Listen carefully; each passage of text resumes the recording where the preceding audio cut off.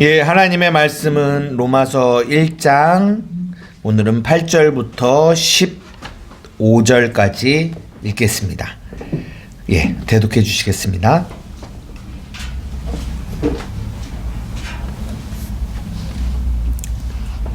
먼저 내가 예수 그리스도로 말미암아 너희 모든 사람에 관하여 내 하나님께 감사함은 너희 믿음이 온 세상에 전파됨이로다.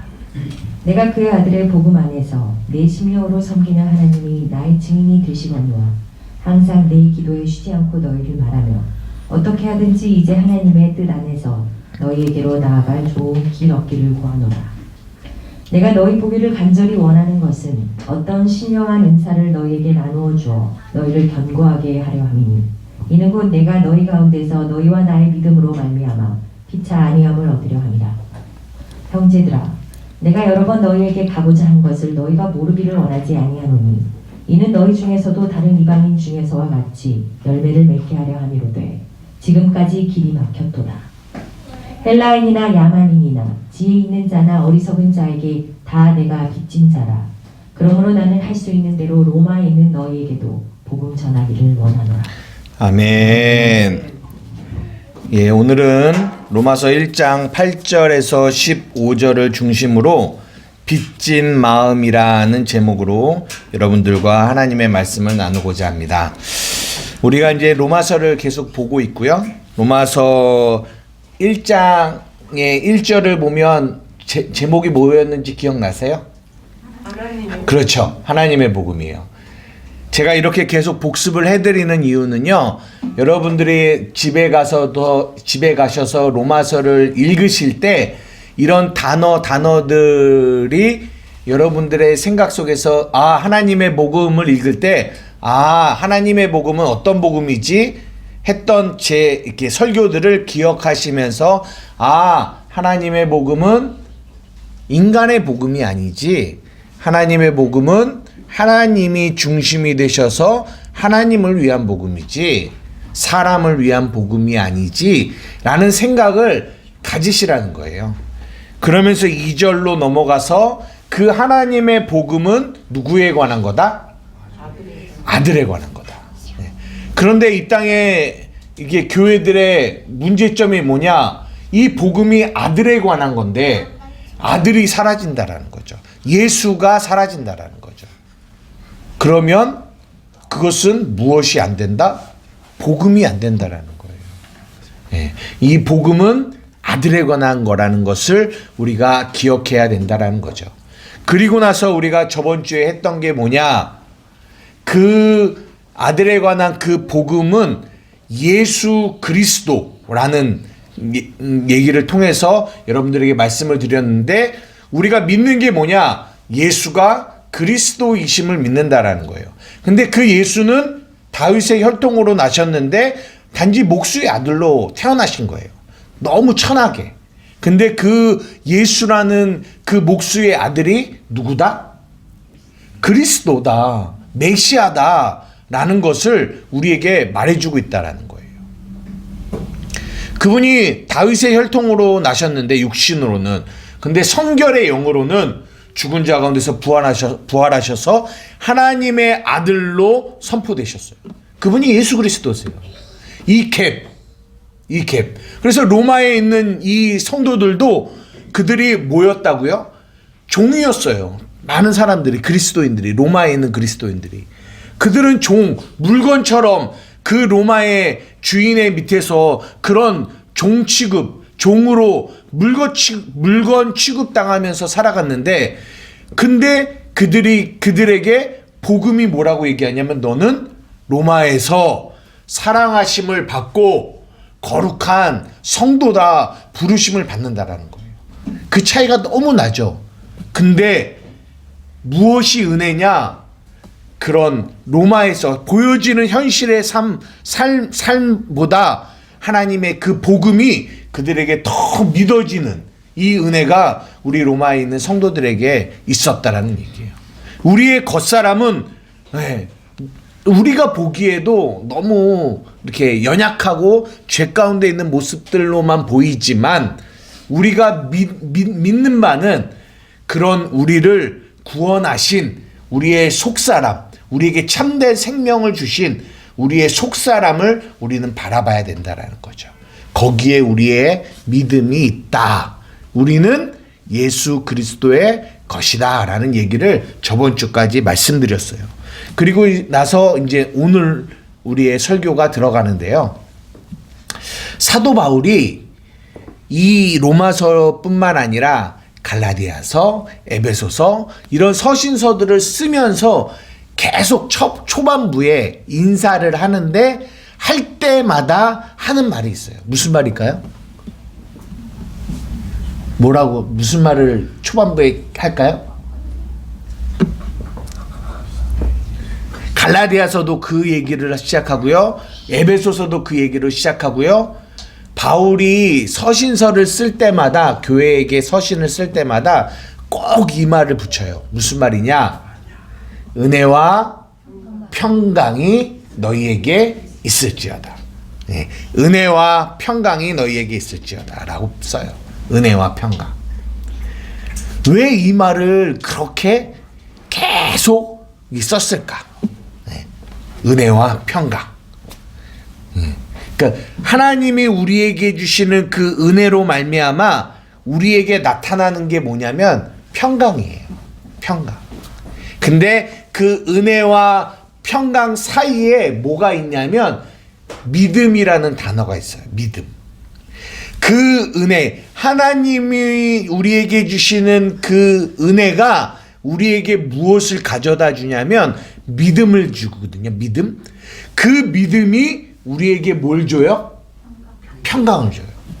그래서 아까도 찬양했듯이 평화로다 하늘 위에서 내려오네 그 사랑의 물결이 영원토록 우리의 마음을 적시신다라고 찬양하고 있는 거예요. 물어보고 싶습니다. 여러분 평강하십니까? 예, 그래서 우리가 인사가 뭐죠? 샬롬이라고 인사해요. 샬롬. 여러분 평강하십니까? 여러분 평강하세요. 그러니까 그 사랑하는 성도들에게, 그 자기가 세운 교회들에게, 그리고 로마서는 자기가 세우지 않았지만 이 로마에 있는 성도들에게 바울이 그 애타는 마음으로 내가 정말 있기를 원해. 너희들에게 꼭 있기를 원하는데 그게 뭐다? 은혜와 평강이 있기를 원해. 그렇게 간절하게 사도 바울이 여러분들에게 있기를 원하는 게 뭐였다? 은혜와 평강이었다는 거예요. 그러니까 최종적으로는 뭐다? 평강이 여러분에게 있기를 원해요. 여러분들은 반드시 하나님의 자녀라면 뭐가 있어야 된다? 평강이 있으셔야 돼요. 그게 안식이에요. 안식. 하나님이 우리에게 주시고자 하시는 거는 뭐다? 평강이다. 평강. 근데 그 평강은 어디로부터 온다? 믿음으로부터 와요. 믿음. 근데 그 믿음은 어디로부터 온다? 은혜로부터 온다라는 거예요. 은혜. 그래서 오늘은 그 은혜에 대한 이야기를 조금 해보려고 해요. 은혜에 대한 이야기. 여러분 은혜가 뭘까요? 이제 우리가 그 은혜가 있어야 믿음이 있고 그 믿음이 있어야 평강이 오거든요. 우리의 종착점은 그 평강을 향하여 나아가야 되거든요. 근데 그 평강이 있으려면 반드시 이 시작점, 이 은혜가 우리의 삶 가운데 있어야 돼요. 근데 그 은혜가 뭘까요?를 한번 생각해 보려는 거죠. 은혜가 뭐죠? 믿음의 시작. 믿음의 시작이죠. 그렇죠. 은혜가 뭐죠? 거저받은 사람. 그렇죠. 우리가 일반적으로 은혜라고 하면은 거저받은 선물 이런 얘기를 하죠. 은혜. 맞아요. 거저받은 선물이에요. 또 은혜하면 뭐가 생각나세요, 여러분? 은혜. 주님이 저한테 온 거? 주님이 내한테 온 거. 그렇죠. 그것도 은혜죠. 오늘 이 로마서 1장 17절 한번 볼까요? 오늘 본문은 아니지만 복음에는 하나님의 의가 나타나서 믿음에 이르게 하나니 기록된 바 오직 의는 믿음으로 말미암아 살리라 함과 같으니라. 제가 오늘 이 은혜라는 얘기를 설명하려고 하는데요. 한번 찾아봐요. 이 17절에 1장 17절을 찾아보면 그 17절 안에 이 은혜를 나타내는 단어가 하나 있거든요. 에? 의. 제가 예. 그렇죠. 의가 믿음이죠. 의가 은혜죠. 복음입니다. 복음. 복음. 근데 제가 원하는 답은 아니에요. 오늘 이 은혜를 설명하는데 굉장히 이렇게 적절한 단어가 하나 숨어 있어요. 여러분 뭐가 은혜일까요? 믿음. 믿음이 은혜죠. 맞아요. 지금 계속 복음이 은혜다. 또 뭐라고 그랬어요? 의가 은혜다. 믿음이 은혜다. 이런 게 맞아요. 근데 그게 은혜예요. 살리라. 예. 근데 뭐예요? 산다. 예, 사는 것도 은혜죠. 근데 더 중요한 단어가 하나 있어요. 이 하나 남았는데 이제 이 하나만 얘기하면 돼요. 예? 의인 아니에요. 다 명사가 아니에요. 예? 하나 남았는데. 이르게? 야, 진짜 이 비사이로 막가 이 하나 남았는데 이 단어가 정답. 찍어도 이거 하나밖에 없습니다. 나타나다. 나타나는 거. 제가 오늘 여러분들에게 말씀드리고 싶은 은혜는 뭐다? 나타나는 거예요. 이게 은혜라는 거예요. 복음에는 하나님의 의가 나타난대요. 근데 이 나타나다라는 말이 무슨 말이냐면 계시하다라는 말하고 똑같아요. 그러니까 우리가 요한계시록 하면 계시록이잖아요. 계시가 뭐냐면 리빌레이션, 나타나는 거예요. 근데 나타나는데 이게 우리가 마태복음 10장, 11장을 봤을 때 우리가 이 나타나다라는 단어를 우리가 본 적이 있거든요. 한번 찾아볼게요. 마태복음 11장. 왜 이 나타나는 게 은혜인지 이 11장에 나와 있어요. 마태복음 11장 25절에서 27절까지만 하나님의 말씀을 읽어보겠습니다. 그때 예수께서 대답하여 이르시되 천지의 주제이신 아버지여 이것을 지혜롭고 슬기 있는 자들에게는 숨기시고 어린 아이들에게는 나타내심을 감사하나이다. 옳소이다. 이렇게 된 것이 아버지의 뜻이니이다. 내 아버지께서 모든 것을 내게 주셨으니 아버지 외에는 아들을 아는 자가 없고 아들과 또 아들의 소원대로 계시를 받은 자 외에는 아버지를 아는 자가 없느니라. 예, 여러분 이 말씀을 읽어보니까 예, 이 나타나다라는 이 말이 왜 은혜인지 이해되세요? 이해되세요? 왜 은혜인 것 같아요? 아버님, 왜 은혜인 것 같아요? 지금 읽었거든요, 저희가. 아는 자 외에는 아버지를 알 수가 없습니다. 알 수 없죠. 그렇죠. 그러니까 왜 은혜인 거예요? 아버지. 네, 지금 제가 우리 하나 아버님에게 제가 지금 여쭤보고 있는데요. 아버님 지금 어머님이 좀 이게 컨닝 좀 한번 해주세요. 봐봐. 하나님이 열어주시는 자한테. 그렇죠. 이제 역전 당하겠어요. 이제는 하루 엄마에게 역전을 당하실 것 같아요. 정신 바짝 차리셔야 됩니다. 네? 맞아요. 이 나타내다라는 말 안에는 뭐가 담겨 있냐면 어떤 이들에게는 이것이 숨겨져 있어요. 근데 어떤 이들에게는 이것이 나타내요. 그래서 은혜인 거예요. 그래서 복음에는 하나님의 의가 나타나는데 그 의가 우리에게 믿음에서 믿음으로 이르게 하는 거예요. 근데 나타나는데 어떤 이들에게는 안 나타나고 어떤 이들에게만 나타나는 거예요. 그러면 나타남을 당한 사람에게 그게 뭐다? 은혜라는 거예요. 근데 어떤 사람에게 숨겨졌어요. 숨겨진 자들에게는 이 복음이, 이 하나님의 의가 나타나지지 않으니까 그들은 뭘 얻을 수 없다? 믿음을 얻을 수 없다는 거예요. 믿음으로 살 수가 없어요. 그러니까 은혜라는 거는 다른 말로 보여지는 거예요. 은혜라는 말은 다른 말로 깨달아지는 거예요. 그게 은혜예요. 그게 은혜예요. 이해되십니까? 여러분들이 하나님 내게 은혜를 주세요. 은혜를 주세요. 오늘도 우리의 예배를 통하여 하나님 내게 은혜를 주세요라고 기도하는 거는요. 여러분 어떤 거를 달라느냐면 하나님 오늘도 하나님의 그 말씀이 내게 깨달아지게 해주세요. 보여지게 해주세요. 이것이 은혜라는 거예요. 그래야지만 우리는 그 은혜를 통하여 뭘 얻을 수 있다? 믿음을 얻을 수 있고 그 믿음이 있어야지 우리는 평강 가운데로 나아갈 수 있다는 거예요. 아멘이십니까? 아멘. 은혜가 뭐라고요? 나타나죠. 그렇죠. 깨달아지는 거죠. 그래서 오늘 이 로마서에 사도 바울이 이 편지를 쓸 때마다 너희에게 은혜와 평강이 있기를 원해 라고 하는 거는 무슨 말이냐면 내가 너희에게 지금 이 복음을 너희에게 썼잖아. 근데 이것이 너희에게 보여지기를 원해. 보여지기를. 근데 어떤 이들은 봐도 안 보여. 근데 어떤 이들은 이 말씀을 보는데 이 안에서 복음의 실체가 보이는 거예요.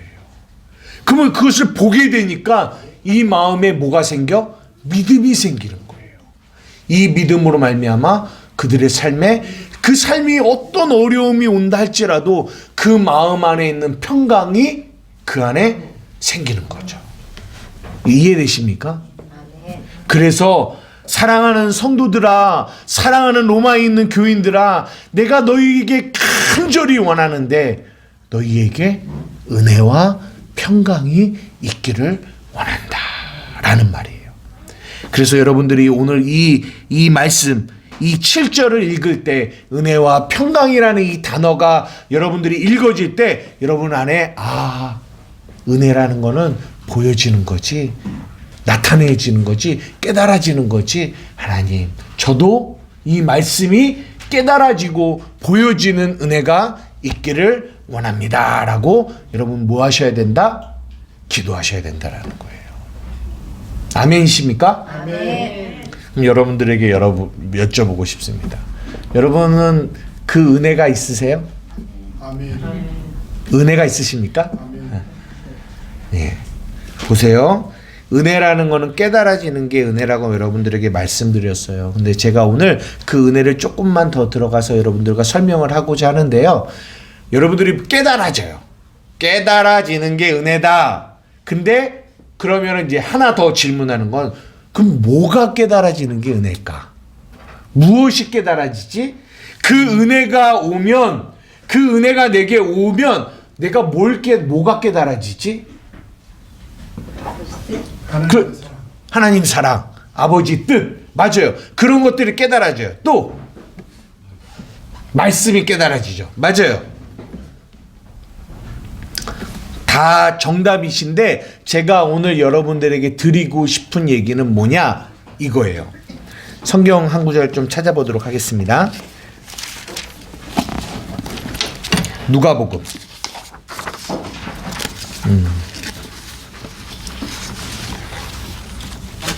누가복음 17장입니다. 26절에서 32절이에요. 누가복음 17장 26절에서 32절. 찾으셨으면 대답해 주십시오. 누가복음 17장.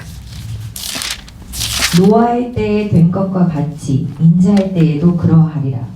노아가 방주에 들어가던 날까지 사람들이 먹고 마시고 장가들고 시집가더니 봉수가 나서 그들을 다 멸망시켰으며. 예, 일단 여기까지 한번 읽어볼게요. 노아의 때에 된 것 같이 인자의 때에도 그러겠대요. 노아가 방주에 들어가던 날까지 사람들이 먹고 마시고 장가들고 시집가더니 홍수가 나서 그들을 다 뭐했다? 멸망시켰다라고 얘기하고 계세요. 노아의 때. 여러분 지금 우리가 뭔가를 깨달아야 돼요. 은혜가 오면 뭔가를 깨달아야 되는데 뭘 깨달아야 되냐? 노아는 뭘 깨달았을까요?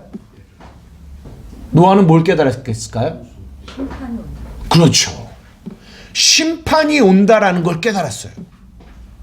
창세기 6장 13절에 보면 뭐라고 말씀하시냐면 하나님이 노아에게 이르시되 모든 혈육 있는 자와 포악함이 땅에 가득하대요. 그 끝날이 내 앞에 이르렀으니 내가 그들을 땅과 함께 뭐하겠다? 멸하겠다라는 거예요. 멸하겠다. 그가 깨달은 거는 근데 어떻게 깨달았냐면 하나님의 말씀이 자기에게 임하여 깨달은 거죠. 은혜죠. 노아에게만 깨달아졌어요. 그 많은 사람들 중에서 은혜예요.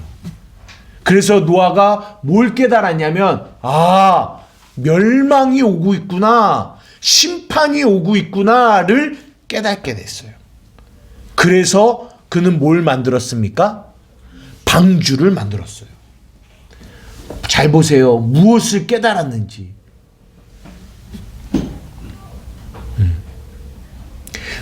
노아가 이제는 얼마 있으면 이 세상에 심판이 임해요. 그런데 노아가 그리고 방주를 짓고 있잖아요.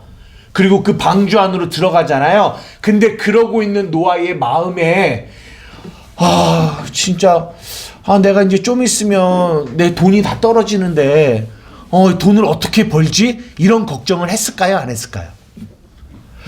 내가 내 자녀들이 이렇게 있는데 내 자녀들을 어떻게 결혼시키고 어떻게 이 땅에서 어느 집을 사서 어떻게 살아가야 될지 이런 거 걱정했을까요? 안 했을까요? 안 했겠죠? 왜 안 했을까요? 멸망이 곧 오니까. 나는 진짜 이런 집을 사고 싶은데 이번 주에도 어떤 분이 저한테 나는 꼭 복층을 살고 싶어. 막 복층을 살고 싶대요. 왜? 복층에 꼭 해갖고 자기 이게 뭐 이렇게 공방 같은 거 만들어서 거기서 막 뭐 만들고 막 이러고 싶어. 막 그런 얘기를 자꾸 하시는 거예요. 어떤 분이. 누군지는 잘 모르겠지만 어떤 분이 자꾸 그런 얘기를 저한테 하세요. 그래서 알았어, 내가 사줄게. 그냥 말만 했죠. 근데 노아는 그런 걱정을 안 했을 거 아니에요. 그죠? 왜요? 심판이 오고 있다라는 걸, 이 세상은 곧 멸망할 거라는 거를 알고 있었거든요. 노아의 때와 같이 28절 또 읽겠습니다. 또 롯의 때와 같으리니 사람들이 먹고 마시고 사고 팔고 심고 집을 짓더니 롯이 소돔에서 나가던 날에 하늘로부터 불과 유황이 비오듯 하여 그들을 멸망시켰느니라. 인자가 나타나는 날에도 이러하리라. 그날에 만일 사람이 지붕 위에 있고 그의 세간이 그 집 안에 있으면 그것을 가지러 내려가지 말 것이요 밭에 있는 자도 그와 같이 뒤로 돌이키지 말 것이니라. 롯의 철을 기억하라. 아멘. 보십시오. 이제는 노아의 얘기를 지나서 누구에 대한 이야기가 나오냐면 롯에 대한 이야기가 나와요. 여러분 롯이 누군지 아세요? 롯. 그렇죠. 아브라함의 조카예요. 아브라함과 같이 갈대아 우르에서 아브라함이 나올 때 그 조카도 같이 나왔어요. 이렇게 처음 나올 때는 이렇게 재물이 그렇게 많지 않았어요. 소와 양 뭐 이런 것들이 많지 않았어요. 근데 나오면서 부자가 되어졌어요. 이게 창세기 12장부터 쭉 아브라함에 대한 이야기가 나오면서 그 얘기가 나와요. 그런데 이제 13장을 지나서 14장으로 이렇게 가면서 이 두 롯과 아브라함이 갈라지게 되는 어떤 사건이 생겨요. 왜냐하면 이 롯의 종들과 아브라함의 종들이 싸워요. 왜 싸우냐면 이게 같은 데서 먹는데 이게 내가 내 가축들을 더 많이 잘 먹일 거야. 아니야 나야. 이러니까 막 싸웠어요. 그랬더니 아브라함이 뭐라고 하냐면 얘야 이 넓은 땅에 있지 않냐, 우리 갈라서자라고 얘기를 했죠. 그랬더니 롯이 다 둘러보면서 뭐라고 얘기하냐면, 롯이 창세기에 보면 13장 10절에 뭐라고 하냐면, 이에 롯이 눈을 들어 요단 지역을 바라본즉 소알까지 온 땅에 물이 넉넉하니 여호와께서 소돔과 고모라를 멸하시기 전이었으므로 여호와의 동산 같고 애굽 땅과 같았더라라고 성경이 말해주고 있어요. 그러니까 롯이 소돔과 고모라를 딱 보니까 뭐와 같다고요? 여호와의 동산, 에덴 동산과 같고 애굽, 모든 것이 풍성한 애굽과 같았더라라고 롯이 이렇게 얘기합니다. 그래서 롯이 결정을 해요.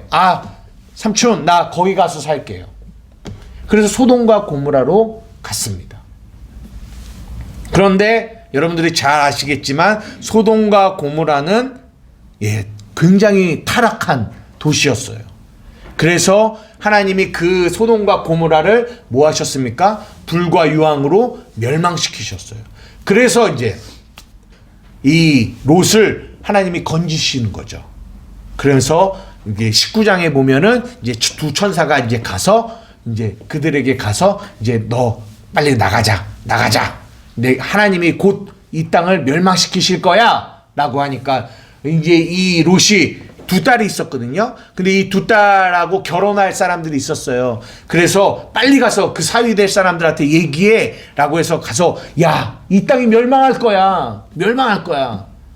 이제 우리 빨리 같이 나가자 했더니 이 두 사위가 뭐라고 했냐면, 이 롯의 말을 뭘로 여겼더라? 농담으로 여겼다라고 얘기해요. 여러분, 왜 농담으로 여겼을까요? 믿지 않지. 왜 믿지 않았을까요? 그들은 어떤 생각을 가지고 있었을까요? 그 소돔과 고모라라는 그 땅이 절대 멸망하지 않고. 그렇죠. 절대 멸망하지 않을 거라고 생각했어요. 왜요? 좋으니까요. 맞아요. 좋으니까. 그 땅이 너무 좋으니까. 아까 롯도 뭐라고 했어요? 그 땅이 여호와의 동산 같고 애국과 같았다라고 생각했어요.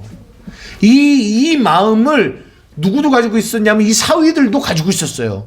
이 소돔과 고모라를 바라보는 시선이 그들은 그러했다라는 거예요. 좋았더라. 너무 좋은 거예요. 그러니까 그 땅이 멸망한다라고 해도 그 말을 뭘로 여겼어요? 농으로 여겼어요. 농담으로 여겼어요. 노아도 마찬가지입니다. 노아도 그 주위에 있는 사람들한테 곧 심판이 올 거예요 라고 얘기하지만 그 사람들은 그 말을 듣지 않았어요. 왜요? 그들은 그 세상이 좋았거든요.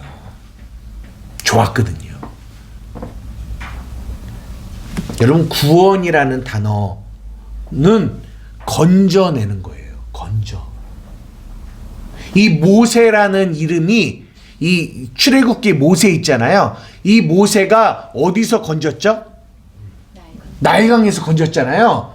그 나일강이 뭘 의미하냐면 이 죽음의 바다, 세상을 의미해요.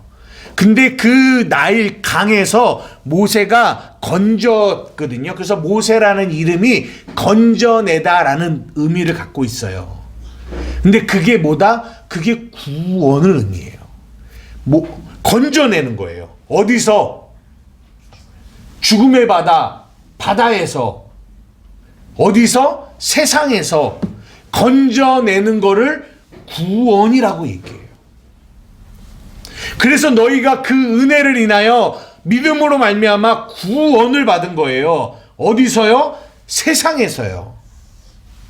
그러니까 이 롯의 이야기는, 이 소돔과 고모라에 대한 이야기는 심판의 이야기이기도 하지만 또 하나 이 롯, 하나님의 의로운 롯이 구원받는, 건짐을 받는 이야기예요. 어디서 건짐 받았습니까? 소돔과 고모라에서. 그러니까 이 천사들이 야 빨리 가자. 사위들은 말을 안 들어요. 그러니까 빨리 가자. 근데 자꾸만 이 롯이 이렇게 주저해요.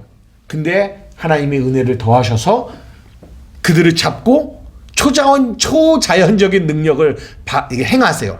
잡고 뿅 해서 이 사람들을 공간 이동을 시켜서 저 밖으로 내보내신 거예요. 내보내셨어요. 그랬더니 여러분들 잘 아시는 것처럼 오늘 지금 읽은 것처럼 마지막에 뭐라고 해요? 누구를 기억하라? 롯의 처를 기억하라는 거예요. 보십시오. 건져내는 게 구원이에요. 그래서 건져냈는데요. 이 롯의 처를 여러분들 생각하시라는 거예요. 무슨 말입니까? 건져냈는데 은혜를 베풀었는데 이 롯의 처는 계속 뭘 생각하는 거예요? 소돔과 고모라를 생각하는 거예요. 왜 뒤돌아봤을까요? 롯의 처가? 아쉽죠. 아쉬운 거예요. 좋은 거예요. 거기에 남겨둔 모든 재물과 그 모든 문화와 그 모든 것들이 계속 남는 거예요.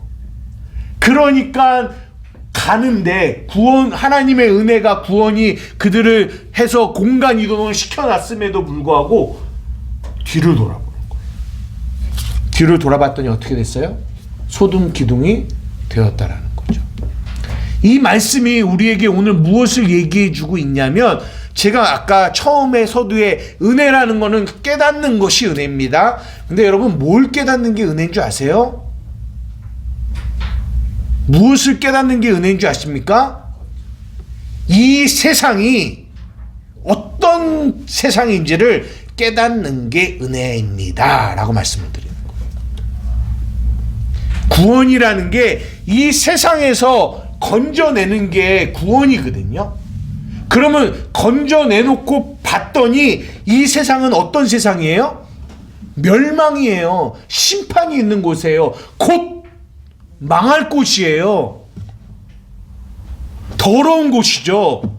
죄악이 가득한 곳이에요. 하나님의 진노가 있는 곳이에요. 하늘에서 유황과 불이 쏟아질 곳이란 말이에요. 그러나 그 은혜를 받지 못한 자들은 거기가 어떻게 돼요? 좋아요. 그곳이 사랑스러워요. 모든 믿음이 세상에 있어요. 모든 소망도 세상에 있죠. 모든 사랑할 것들이 어디에 있어요? 세상에 있어요. 그런데 하나님의 은혜를 받은 자들은 깨닫게 돼요. 뭘 깨달을까요? 죄 많은 이 세상은 내 집안이네. 뭐예요? 찬양이 갑자기 또 생각이 안 나요. 죄 많은 이 세상은 내 집안이네. 내 모든 보안은 저 하늘에 있네. 저 천국 문을 열고 나를 부르네. 나는 이 세상에 정들 수 없도다.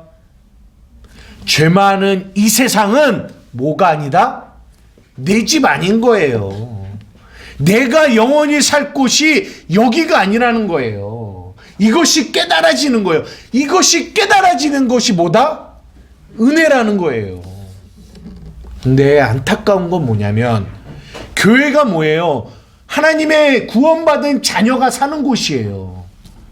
근데 하나님의 구원받은 자녀가 이곳에 하나님의 은혜로 구원받았단 말이에요. 어디서요? 세상에서요. 근데 세상에서 구원받았는데 계속 마음이 어디에 가 있어요? 세상에 가 있어요.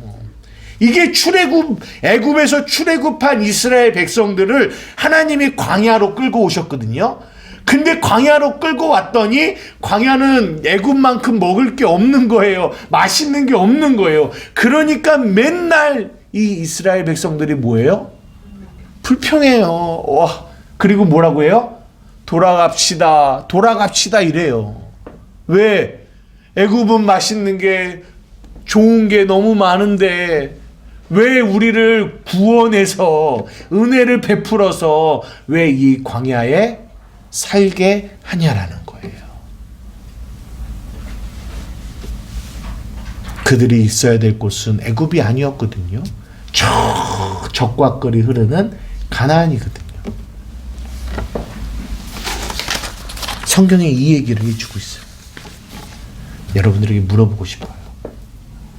여러분 은혜가 여러분에게 있습니까? 이게 무슨 말이에요? 이게 무슨 의미예요? 여러분에게 은혜가 있습니까? 여러분 은혜를 통하여 여러분 깨달음이 있으십니까? 여러분 그 깨달음이라는 거는 이 세상이 내 집 아니라는 거 여러분 깨달으십니까? 여러분 이 세상의 소망 두고 살아가시지 않고 이 세상을 사랑하지 않고 이 세상에 마음 두지 않고 하나님의 나라 저 천국을 바라보고 살고 계십니까? 이걸 물어보고 있는 거예요. 하나님의 은혜가 있는 자들은 이 세상이 어떤지를 알게 돼요. 알게 돼요. 아, 이 세상은 멸망할 곳이구나. 내 마음을 세상에 두지 않게 되는 거예요. 세상에.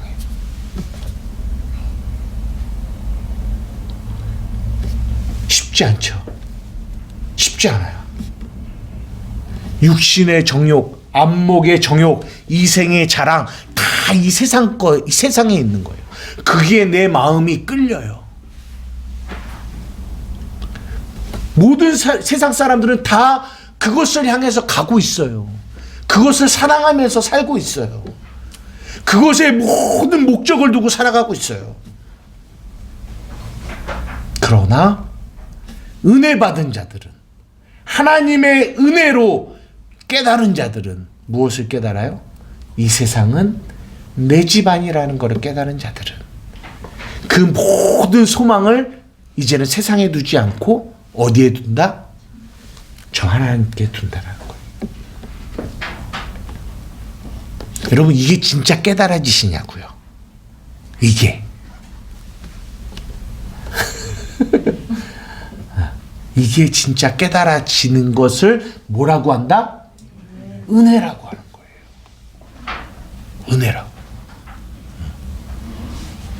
그래서 하나님의 은혜가 우리에게 임하면 어떤 일이 발생하냐면 우리의 삶에 세상을 사랑하는 이 마음을 뭐 하신다? 부수시는 거예요. 부수시는 거예요. 근데 하나님의 복음은 그렇게 되는 거예요. 우리를 세상에서 세상을 사랑하는 마음, 자기중심적인 마음을 부수시는데 이게 은혜인데 사람이 중심이 되는 복음, 사람이 중심이 되는 메시지는 이 세상에서 그 하나님은 부수시려고 하는 이거를 달라고 하는 거죠. 그것을 얻는 것을 복이라고 말하고 그것을 누리는 것을 은혜다라고 말하게끔 만드는 거. 이게 다른 복음이에요. 그것을 얻게끔 그것을 추구하게 만드는 거. 세상에 죄악된 이 세상에 마음 두게, 그것에 소망 두게 만드는 거. 이것을 다른 복음이다라고 얘기하는 거예요. 뭐가 다른지 이해되세요?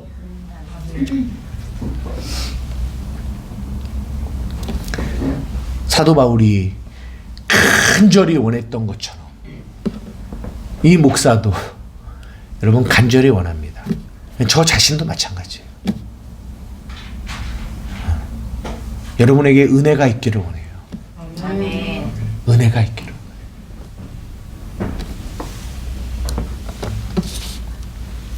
우리 오늘 본문을 한번 볼게요. 로마서 1장. 우리가 8절을 읽었습니다. 먼저 내가 예수 그리스도로 말미암아 너희 모든 사람에 관하여 내 하나님께 감사함은 너희 믿음이 온 세상에 전파되었다라고 얘기합니다. 어떤 믿음일까요? 이 믿음은 그 은혜가 주신 믿음이에요. 그 믿음. 그 믿음이 전파되어졌다라고 얘기해요. 이 로마인들에게 가지고 있었던 믿음. 근데 그 믿음은 어디서부터 온 거다? 은혜에서부터 온 건데 그 은혜는 무언가를 깨닫게 했어요. 뭘 깨달았어요?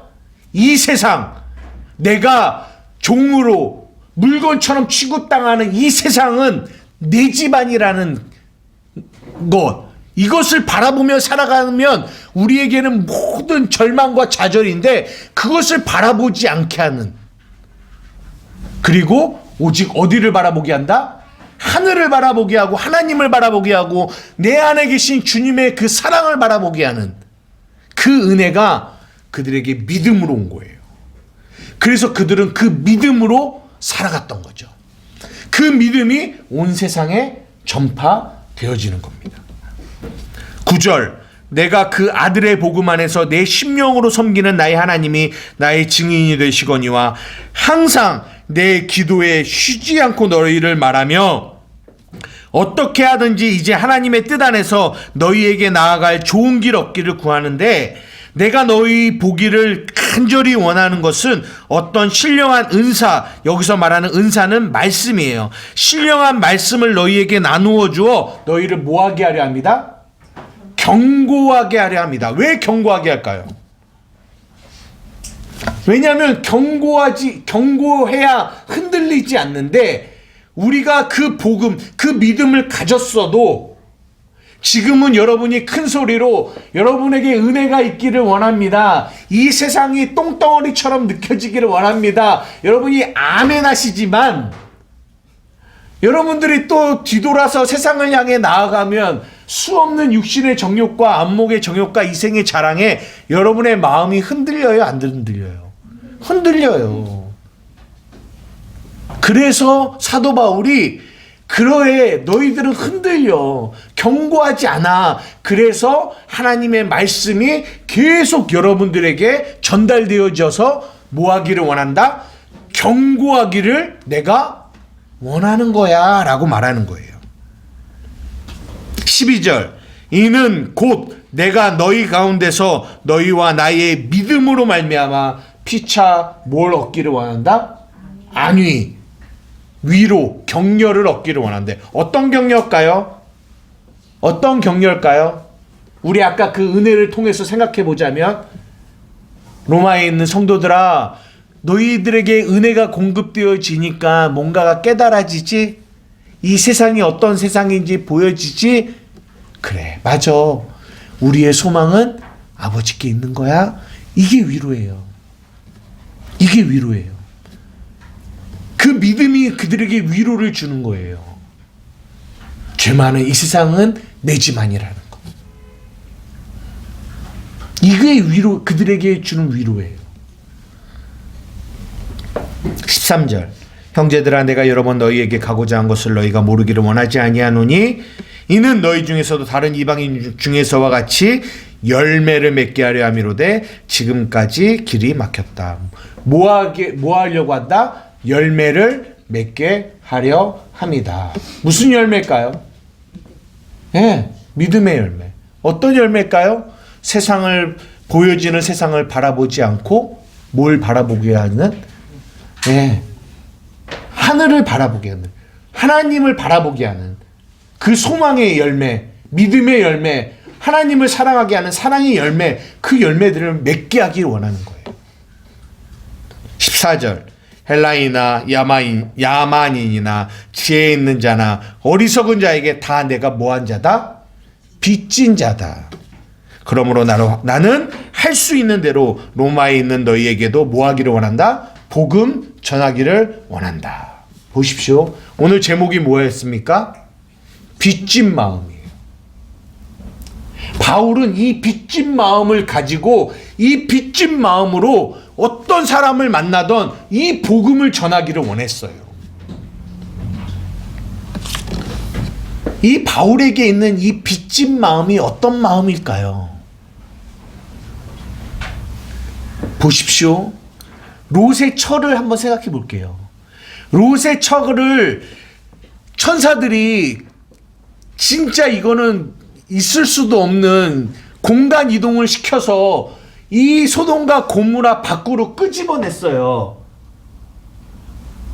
근데 이 소돔과 고모라가 어떤 곳인지를 이 처가 알았다면 정말 여기가 멸망의 곳이고 곧 유황과 불못이 떨어지는 곳임을 깨달았다면, 거기서 나를 건져서 놨으면 이 롯의 처의 마음이 어떻겠냐고요. 야, 내가 이 복음에, 이 하나님의 은혜에 내가 빚을 졌구나. 내가 이 멸망에서 구원받았구나. 와, 감사하다. 나는 진짜 평생 이 은혜, 이 빚진 자의 마음으로 살아가야 되겠구나. 이렇게 고백을 했을 텐데, 그죠? 근데 롯의 처는 그러지 않았다라는 거예요. 빚진 마음이 없었다라는 거예요. 왜요? 자기가 나온 이 세상이 지금도 너무 좋아요. 왜 잘 살고 있는데 왜 나를 왜 여기서 끄집어내냐라는 거예요. 이 멸망할 세상에 대한 인식이 바뀌지 않으면 우리의 마음에는 절대로 복음의 빚진 마음이 들지 않아요. 그리고 계속 뭐예요? 이 이스라엘 백성과 같이 원망해요. 왜 나를 거기서 끄집어냈냐고요. 왜 끄집어내서 이 광야 같은 세상을 살게 만드냐고 원망한다니까요. 감사함도 없고 빚진 마음도 없어요. 구원을 받았음에도 불구하고. 이게 어쩌면 진짜 하나님의 그 놀라운 은혜로 구원받은 하나님의 자녀 교회가 지금도 여전히 롯의 처와 같이 이렇게 하나님을 원망하고 있다라는 거예요. 어린아이와처럼. 그러나 바울은 알았어요. 뭘 알았어요? 내가 어디서 건진받은지를 알았어요. 내가 어디서 건진받은지. 나는 포학자요.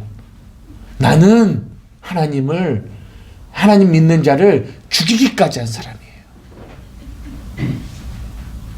죄인 중에 괴수예요. 영원한 멸망 가운데 죽을 수밖에 없는, 심판이 있다면, 지옥이 있다면 꼭 누가 가야 돼요? 내가 가야 되는 곳이에요. 그런 나를 뭐 했어요? 하나님의 은혜가 건지셨어요. 구원하셨어요. 죄악된 이 세상에서, 이 무지한 이 세상에서, 이 더러운 세상에서 그분이 나를 건지셨어요. 그래서 그것을 아는 그 은혜를 만난 이 바울의 마음에는 항상 어떤 마음이 있었다? 복음의 빚진 마음이 있었다. 우리도 그 마음을 갖고 살아가야 되거든요. 원래 그 빚진 마음. 근데 우리 안에 그 빚진 마음이 잘 없어요. 솔직히 말하면. 왜요? 아직도 우리가 바라보는 세상의 인식이 잘 안 바뀌었어요. 아직도 그 세상을 동경하면서 살아가요. 갈망하면서 살아가요. 하나님이 우리를 어디서 건졌는지를 바르게 깨달아야 우리의 마음에 그 빚진 마음이 생겨요. 복음이 빚진 마음.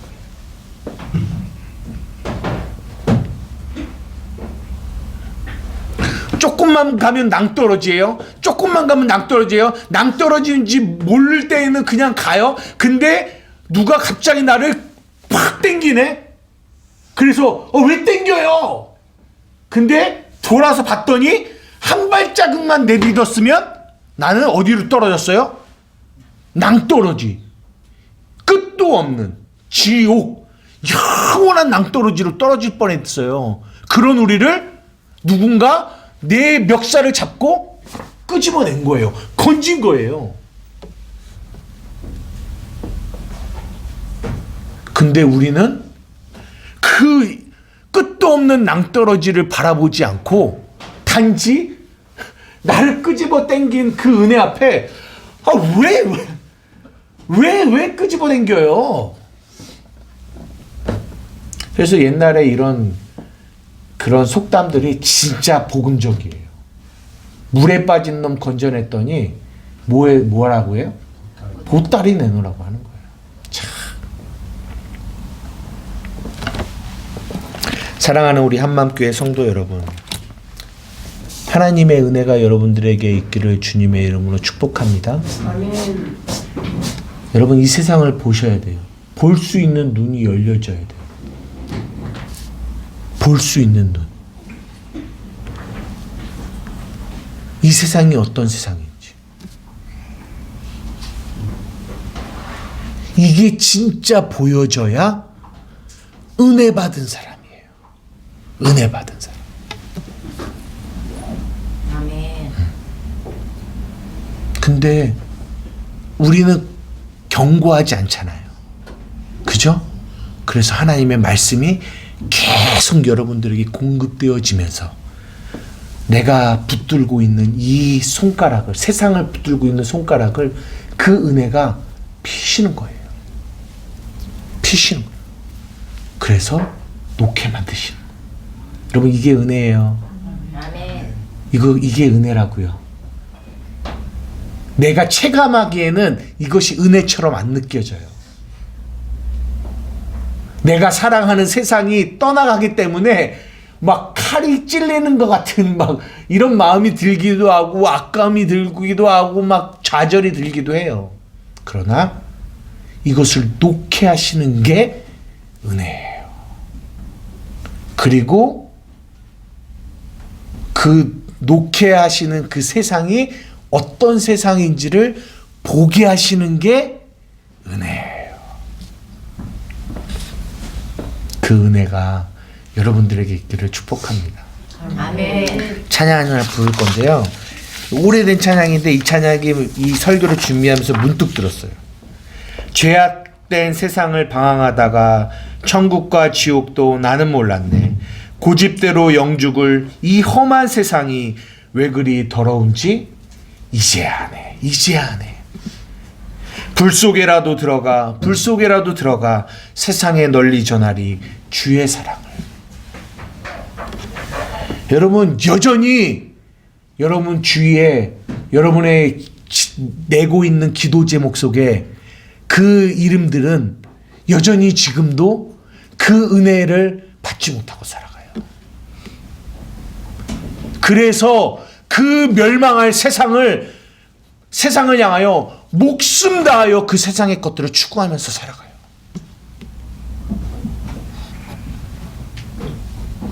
안 그렇습니까? 그들에게 우리는 복음의 빚진 자로서, 뭐예요? 깨달은 자로서, 그 세상이 어떤 세상인지를 깨달은 자로서 그들에게 전해야 돼요. 내가 붙들고 있는 이 세상, 이 만몬, 이 돈, 이 물질, 이것들이 더러운 것이라고. 돈을 사랑함이 일만하게 뿌리라고. 어떻게 전해야 돼요? 어떻게 전해야 될까요? 우리가 삶을 살아갈 때 그것을 보여줘야 되는 거예요. 어떻게 해요? 진짜 세상은 목숨보다 중요하게 여기는 것들을 우리는 뭐에게 여겨야 돼요? 가치 없음으로 여겨야 돼요. 여러분, 이거는 예수 믿는 사람은 돈도 필요 없나요? 이런 얘기하는 거 아니에요. 우리에게도 돈은 필요해요. 물질이 필요하죠. 하지만 우리는 그 물질을 뭐 하지 않아요? 사랑하지 않는 자라는 거예요. 물질에 우리의 마음과 우리의 생각을 빼앗기는 자가 아니라는 거예요. 달라요. 그래서 그들에게 보여주는 거예요. 우리의 삶으로. 그럼 그들이 말해요. 너는 왜 우리가 목숨 다하여 사랑하고 목숨 다하여 쫓아가는 그것을 가치 없이 여기니? 나는 가치 없이 여겨. 왜? 나는 은혜를 알거든. 나는 뭔가를 깨달았거든. 나는 진짜 이 세상에 속한 것들이 더럽고 가치 없음을 나는 복음 안에서 깨달았거든. 그래서 나는 그것에 나의 마음을 빼앗기지 않을 거야. 이게 그리스도인이에요. 여러분, 그렇게 사는 일에 은혜가 필요 없겠어요? 날마다 필요해요. 날마다. 저는요, 날마다 하나님의 은혜가 필요해요. 날마다. 왜요? 말씀 볼 때는 그렇게 맞다, 세상이 썩어진 거지, 버려야 될 거지 하면서 뒤만 돌면 또 내 눈에, 내 마음에 세상이 끊임없이 나에게 들어오거든요. 그래서 나는 은혜가 필요해요. 깨달음이 필요해요. 어쩔 때는 저 자식이 저에게 세상이 돼요. 저 자식이. 저 자식이라고 하니까 여러분 욕하는 게 아니라요. 저기 있는 저의 자식이, 저의 자녀가 세상이 돼요.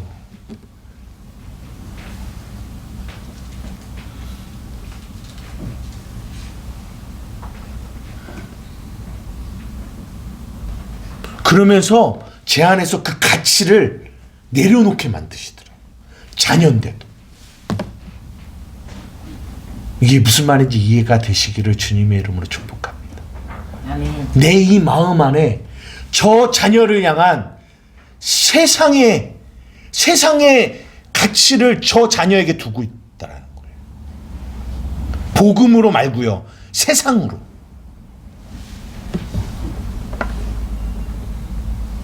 근데 그걸 내려놓게 하세요.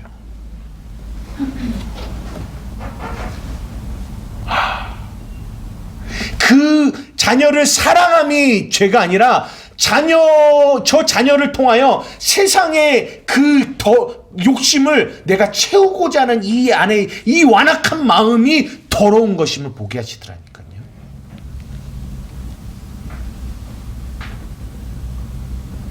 그것도 내려놓게 하셔요. 자녀가 커가면 커갈수록 더 그 마음을 더 내려놓게 하세요. 사랑하는 우리 한마음교회 성도 여러분, 여러분의 삶에 이 은혜가 있기를 축복합니다. 아멘. 저는 여러분들을 통하여 이 믿음이 세상에 전파되기를 원해요. 아멘. 저들은 정말 달라. 이상해. 미쳤나봐.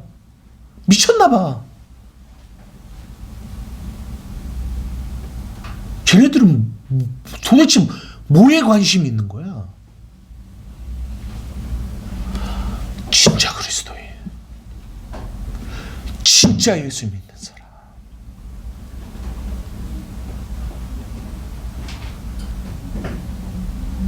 그 은혜를 받은 사람.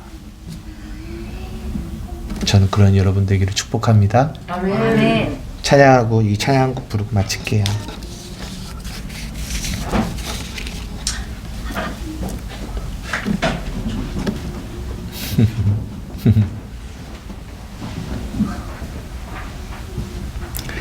죄악된 세상을 방황하다가 여러분 어려운 거 알아요. 그 마음이 세상을 그렇게 바라보는 마음이 그래서 은혜예요. 노력이 아니라 은혜. 그 은혜를 갈망하며 그리고 그 은혜가 이미 여러분에게 부어졌어요.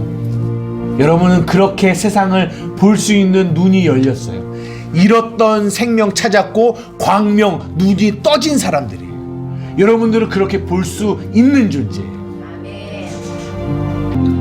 우리 시간 함께 기도하실 텐데요.